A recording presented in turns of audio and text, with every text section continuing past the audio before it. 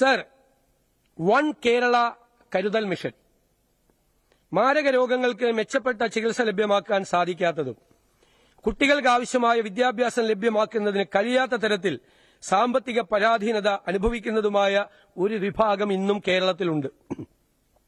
ഇത്തരത്തിൽ ബുദ്ധിമുട്ട് അനുഭവിക്കുന്ന അർഹരായ ഗുണഭോക്താക്കൾക്ക് സഹായം നേരിട്ടെത്തിക്കുന്നതിനുള്ള ഒരു സാങ്കേതിക വിദ്യാധിഷ്ഠിത പ്ലാറ്റ്ഫോമായി വൺ കേരള കരുതൽ മിഷൻ സ്ഥാപിക്കും.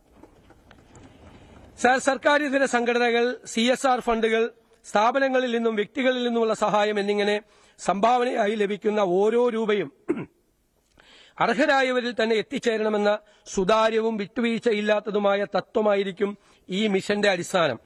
ഇതിന്റെ ഭരണപരവും പ്രവർത്തനപരവുമായ ചെലവുകൾ സർക്കാർ നേരിട്ട് വഹിക്കുകയും സംഭാവനകൾ പൂർണ്ണമായും കാരുണ്യ പ്രവർത്തനങ്ങൾക്ക് മാത്രമായിരിക്കും ഉപയോഗിക്കപ്പെടുക എന്ന് ഉറപ്പുവരുത്തുകയും ചെയ്യും.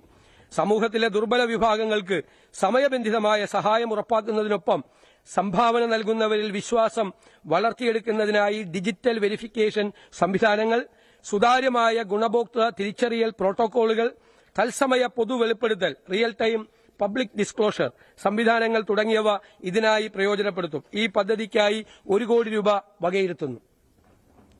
Sir, global job watch tower അതിവേഗം മാറിക്കൊണ്ടിരിക്കുന്ന ആഗോള സമ്പദ് വ്യവസ്ഥയ്ക്ക് അനുസൃതമായി കേരളത്തിലെ യുവജനങ്ങളെ സജ്ജരാക്കുകയും നമ്മുടെ വിദ്യാഭ്യാസ നൈപുണ്യ വികസന സംവിധാനങ്ങൾ ഭാവിയിലെ തൊഴിലവസരങ്ങളുമായി കൂടുതൽ യോജിപ്പിക്കുകയും ചെയ്യുന്നതിനായി സർക്കാർ ഒരു ഗ്ലോബൽ ജോബ് വാച്ച് ടവർ എന്ന സംസ്ഥാനതല future skills and employment intelligence mission സ്ഥാപിക്കും. രാജ്യത്തിനകത്തും പുറത്തുമുള്ള പുതിയ തൊഴിൽ പ്രവണതകൾ നിരീക്ഷിച്ച് ഭാവിയിൽ ആവശ്യമായി വരുന്ന നൈപുണ്യങ്ങൾ തിരിച്ചറിഞ്ഞ് പാഠ്യപദ്ധതി പരിഷ്കരണങ്ങൾക്ക് മാർഗനിർദ്ദേശം നൽകി വ്യവസായ അക്കാഡമിക് പങ്കാളിത്തം ശക്തിപ്പെടുത്തി പ്രധാന മേഖലകളിലെ തൊഴിൽ ശക്തി ആസൂത്രണത്തിന് മിഷൻ പിന്തുണ നൽകും.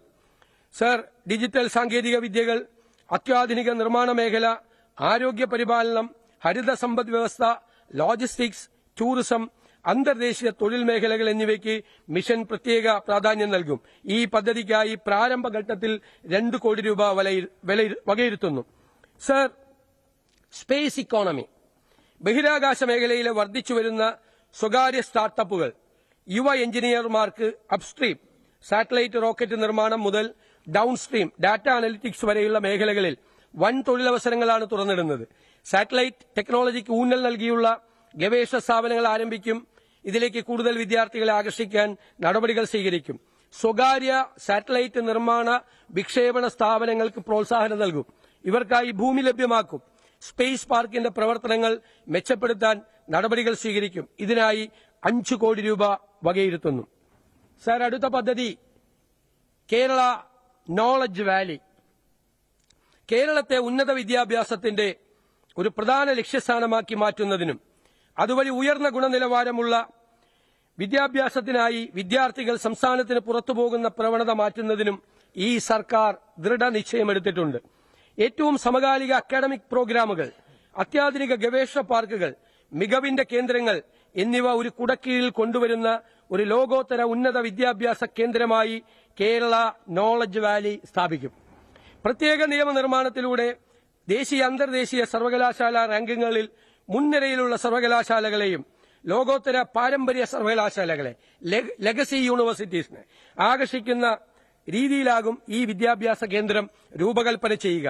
ഉയർന്ന അക്കാഡമിക് മികവും ശാസ്ത്രവൈദഗ്ധ്യവും അടങ്ങുന്ന ഒരു ഉപദേശക സമിതിയുടെ മാർഗനിർദ്ദേശങ്ങളോടെ പ്രവർത്തിക്കുന്നതും ഇന്ത്യയിലെയും വിദേശത്തെയും മുൻനിര സ്ഥാപനങ്ങളുമായി സഹകരിച്ച് ദൃഢമായ വ്യാവസായിക അക്കാഡമിക് ബന്ധങ്ങൾ സൃഷ്ടിക്കുന്നതുമാകും ഈ കേന്ദ്രം. വിദ്യാർത്ഥികൾക്ക് കേരളത്തിൽ തന്നെ ലോകോത്തര അവസരങ്ങൾ കണ്ടെത്താനും ഗവേഷണ നേട്ടങ്ങൾ സംരംഭങ്ങളാക്കി മാറ്റാനും കേരളത്തെ ഏഷ്യയുടെ തന്നെ ബൌദ്ധിക തലസ്ഥാനമാക്കി മാറ്റാനും കഴിയുന്ന ഊർജ്ജസ്വലവും സ്വയം പര്യാപ്തവുമായ ഒരു പശ്ചാത്തലമായിരിക്കും ഇതിലൂടെ സൃഷ്ടിക്കപ്പെടുന്നത്. ഇതിനായി സ്വകാര്യ സർവകലാശാല ബില്ലിൽ കാലോചിതമായ മാറ്റങ്ങൾ യുദ്ധകാല അടിസ്ഥാനത്തിൽ നടപ്പാക്കും. ഈ പദ്ധതിക്കായി 100 കോടി രൂപ വകയിരുത്തുന്നു. സർ, വയനാട് ട്രൈബൽ യൂണിവേഴ്സിറ്റിയും തദ്ദേശീയ വിജ്ഞാന മേഖലയും ആദിവാസി സമൂഹങ്ങളുടെ സവിശേഷമായ സാംസ്കാരിക പൈതൃകം, പരമ്പരാഗത വിജ്ഞാന സമ്പ്രദായങ്ങൾ, വികസന അഭിലാഷങ്ങൾ എന്നിവയെ അംഗീകരിച്ചുകൊണ്ട് വിദ്യാഭ്യാസ പുരോഗതി, ഗവേഷണം, നവീകരണം, സാമൂഹ്യ സാമ്പത്തിക പരിവർത്തനം എന്നിവ ലക്ഷ്യമാക്കി Wayanad tribal university and indigenous knowledge zone എന്ന സുപ്രധാനമായ സംരംഭം സ്ഥാപിക്കാൻ 50 കോടി രൂപ വകയിരുത്തുന്നു. സാർ, ഒരു ദേശീയ, നമുക്കറിയാം, നമ്മുടെ വിദ്യാഭ്യാസത്തെ ഉപജീവന മാർഗങ്ങൾ, സാങ്കേതിക വിദ്യ, സാമൂഹ്യ വികസനം എന്നിവയുമായി സമന്വയിപ്പിച്ച് ദേശീയ അന്തർദേശീയ തലങ്ങളിലെ സഹകരണം പ്രോത്സാഹിപ്പിക്കും. പദ്ധതിയുടെ സ്ഥാപന ഘടന, നടപ്പിലാക്കൽ പ്രക്രിയ, വിഭവ സമാഹരണ തന്ത്രം എന്നിവ സംബന്ധിച്ച് ശുപാർശകൾ സമർപ്പിക്കുന്നതിനായി ഒരു വിദഗ്ധ സമിതി രൂപീകരിക്കും.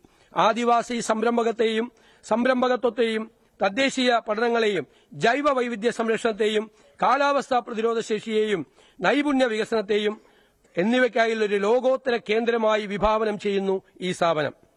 സർ, അടുത്തത് Kerala health and life science city. Multi speciality ആശുപത്രികൾ, മെഡിക്കൽ കോളേജുകൾ, പരിശീലന കേന്ദ്രങ്ങൾ, ഗവേഷണ ലാബറട്ടറികൾ, ഡയഗ്നോസ്റ്റിക് കേന്ദ്രങ്ങൾ, പുനരധിവാസ കേന്ദ്രങ്ങൾ എന്നിവയും രോഗികൾക്കും കൂട്ടിരിപ്പുകാർക്കും ആവശ്യമായ അനുബന്ധ സൌകര്യങ്ങളും സംയോജിപ്പിച്ച് വികസിപ്പിക്കുന്ന ആരോഗ്യ സംവിധാനമാണ് Kerala health and life science city. ഇതുവഴി ഉയർന്ന നിലവാരത്തിലുള്ള ആരോഗ്യ സേവനങ്ങൾ നൽകും. മെഡിക്കൽ വിദ്യാഭ്യാസവും ഗവേഷണവും മെഡിക്കൽ ടൂറിസവും പ്രോത്സാഹിപ്പിക്കാൻ ഇതിന് സഹായകമാകും. ഈ പദ്ധതിക്കായി 100 കോടി രൂപ വകയിരുത്തുന്നു. സർ, അടുത്തത് റിസർച്ച് പാർക്ക്.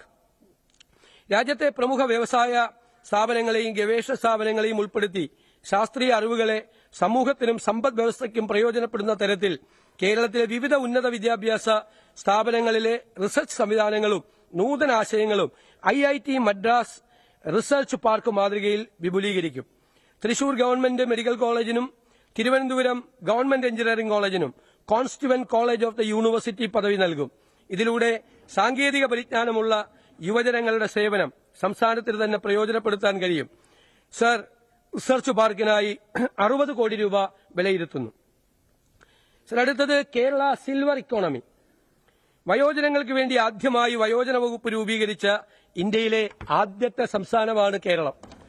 ഇതിനെ അടിസ്ഥാനമാക്കി സർക്കാർ നയരേഖകൾ രൂപീകരിച്ചുകൊണ്ടും ആവശ്യമായ സ്ഥാപനങ്ങൾ, വ്യയശേഷി നേടാനുതകുന്ന സാമ്പത്തിക സഹായം, സംരംഭകത്വം, വയോജനങ്ങളുടെ വൈദഗ്ധ്യം എന്നിവ ഉൾപ്പെടുന്ന സിൽവർ ഇക്കോണമി വികസിപ്പിക്കും. സർ, വയോജന വകുപ്പിന്റെ പ്രവർത്തനങ്ങൾക്കായി 10 കോടി രൂപ വകയിരുത്തുന്നു. അടുത്തത് കെയർ ഗിവർ പദ്ധതിയാണ്. വിട്ടുമാറാത്ത രോഗങ്ങൾ അല്ലെങ്കിൽ വാർദ്ധക്യ സഹജമായ ബുദ്ധിമുട്ടുകൾ, വൈകല്യങ്ങൾ എന്നിവ നേരിടുന്നവരെ സഹായിക്കുന്നതിനായി തൊഴിലധിഷ്ഠിത പരിശീലനം നൽകുന്നതിന് സർക്കാർ, സ്വകാര്യ നഴ്സിംഗ് കോളേജുകളിലും തെരഞ്ഞെടുക്കപ്പെട്ട ആശുപത്രികളിലും 6 മാസ കാലയളവിലേക്കുള്ള സർക്കാർ അംഗീകാരത്തോടെയുള്ള അന്താരാഷ്ട്ര നിലവാരമുള്ള കെയർ ഗിവർ സർട്ടിഫിക്കറ്റ് കോഴ്സുകൾ ആരംഭിക്കും. ഇതിലൂടെ ആവശ്യമുള്ളവർക്ക് പരിചരണവും തൊഴിൽരഹിതരായ യുവജനങ്ങൾക്ക് മാന്യമായ തൊഴിലും ലഭ്യമാകും. മുതിർന്ന പൌരന്മാരെ സജീവരാക്കുന്നതിന് വയോജന പാർക്കുകളും പകൽ വീടുകളും ഫിറ്റ്നസ് സെന്ററുകളും ഒരുക്കും. ഭൂനിയമങ്ങളിലെ പരിഷ്കരണമാണ്. ഭൂമിയുടെ ലഭ്യതക്കുറവ്, ഭൂമി സ്വായത്തമാക്കുന്നതിനുള്ള പരിമിതികൾ, നിയമപരമായ വ്യക്തതയില്ലായ്മ എന്നിവയാണ് കേരളത്തിലെ വ്യാവസായിക അടിസ്ഥാന സൌകര്യ അഭിലാഷങ്ങൾക്ക് ഏറ്റവും വലിയ തടസ്സം. സർക്കാർ വകുപ്പുകളിലും പൊതുമേഖലാ സ്ഥാപനങ്ങളിലും സമ്പദ് വ്യവസ്ഥയെ പരിവർത്തനം ചെയ്യാൻ കഴിയുന്ന പദ്ധതികൾക്കായി നിക്ഷേപകർ ഭൂമി തേടുമ്പോൾ പോലും വിശാലമായ ഭൂമി ഉപയോഗിക്കപ്പെടാതെയോ ചുവപ്പ് നാടയിൽ കുരുങ്ങിക്കിടക്കുകയോ ചെയ്യുന്നു. ഈ ഘടനാപരമായ വെല്ലുവിളിയെ അഭിസംബോധന ചെയ്യുന്ന സമഗ്രമായൊരു ലാൻഡ് മാനേജ്മെന്റ് നയം സർക്കാർ രൂപീകരിക്കും. വകുപ്പുകളുടെയും പൊതുമേഖലാ സ്ഥാപനങ്ങളുടെയും മിച്ചമുള്ളതും ഉപയോഗിക്കാത്തതുമായ ഭൂമി ഉപയോഗിച്ചൊരു ലാൻഡ് ബാങ്ക് സൃഷ്ടിക്കുന്നതിനായി ഒരു ലാൻഡ് മാനേജ്മെന്റ് ഫ്രെയിംവർക്ക് ഉണ്ടാക്കുകയും ആവശ്യമായ നിയമനിർമ്മാണം നടത്തുകയും ചെയ്യും. മുൻകാലങ്ങളിൽ പ്രസക്തമായിരുന്ന ഭൂനിയമങ്ങൾ പരിശോധിക്കുകയും കാലാനുസൃതമായ മാറ്റങ്ങൾ ആവശ്യമായവ പരിഷ്കരിക്കുകയും. കൂടുതൽ വാർത്തകൾക്ക് news 18 Keralam YouTube channel subscribe ചെയ്യുക.